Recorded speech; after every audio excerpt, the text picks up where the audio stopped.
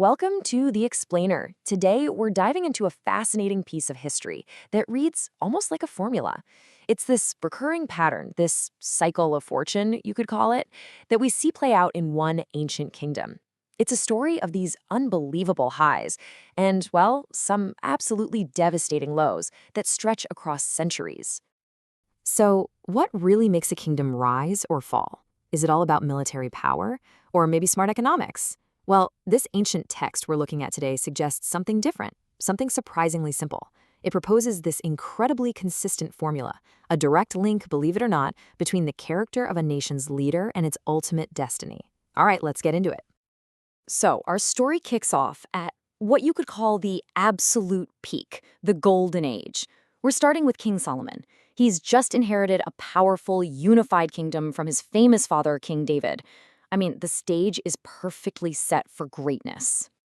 Okay, so right at the very start of his reign, Solomon is given this incredible opportunity. He's basically told he can have anything he wants, anything. Now think about that. He doesn't ask for money or military might or a super long life. Nope. He asks for wisdom, wisdom to lead his people well. And this one choice, this single request, ends up being the cornerstone for his entire rule.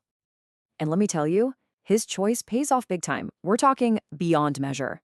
The kingdom enters this era of just unbelievable peace and prosperity. It gets so wealthy that silver was literally considered as common as rocks in the street. But the real crowning achievement, the centerpiece of it all, was the construction of this magnificent temple, the spiritual, cultural, and political heart of the entire nation. In this, right here, this is the key to understanding the whole story. At the dedication of this brand new temple, a deal is laid out. It's a crystal clear choice with equally clear consequences, not just for Solomon, but for every single king who would come after him. You can think of it as a national covenant, a two-way promise. It's simple. If you follow my ways, the kingdom will be blessed. But if you turn away, disaster's coming. Okay, so you'd think that foundation would be solid, right? Well, let's see how things develop, or maybe how they start to unravel. After Solomon dies, his son Rehoboam takes the throne, and right away, he faces his first major test as a leader. And no exaggeration, the entire future of the kingdom is hanging on his decision. The people come to him, and their request is pretty reasonable. They basically say, "Hey, your dad worked us really hard. Could you maybe ease up a little?" And right there, Rehoboam is at a crossroads. He's got two groups of advisors whispering in his ear. On one side, you've got the old, experienced guys, his father's counselors, who tell him to be kind and serve the people. On the other side, his young friends, who basically tell him to double down and show them who's boss. And he makes the wrong call. A really, really bad call. He listens to his buddies and comes back to the people with threats. The result isn't just bad, it's immediate and catastrophic. The 10 northern tribes just walk. They rebel, and just like that, the unified kingdom that David and Solomon built is fractured. Forever. And this single bad decision sets off centuries of conflict and decline. So after that massive blunder, something fascinating starts to happen. We see this repeating cycle, this historical rhythm, start to play out over and over again with the kings who followed. Generation after generation, the same pattern emerges, and it's shockingly consistent. It's basically a 4-step formula that you can trace. Step 1, a king decides to follow the covenant. Step 2, the kingdom thrives. It's prosperous, it's secure. Then, step 3, a new king comes along and turns his back on it all. And step 4, inevitably, disaster strikes. So to really see this in action, let's look at a couple of powerful examples.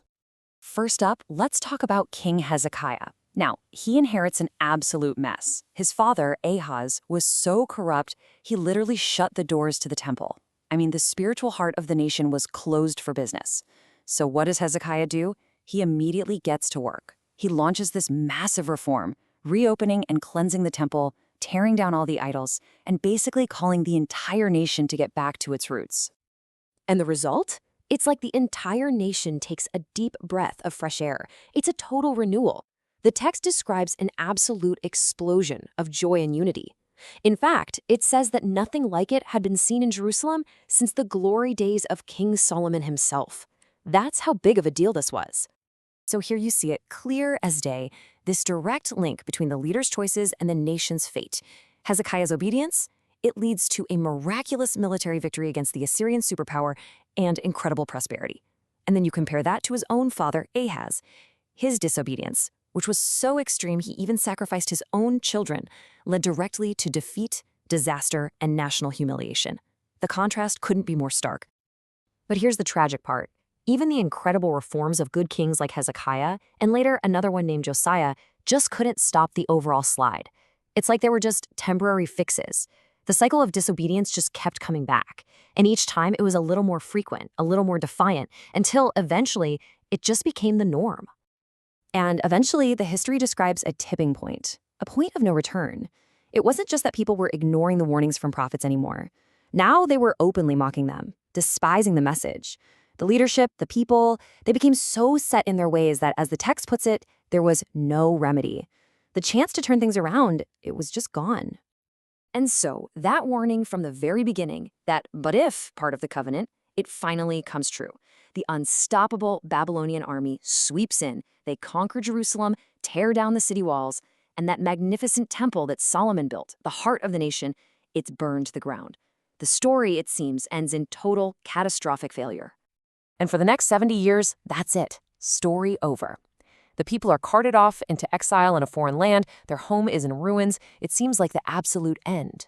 But then, in the final, closing lines of this entire historical record, there's a twist, a really surprising, almost unbelievable twist.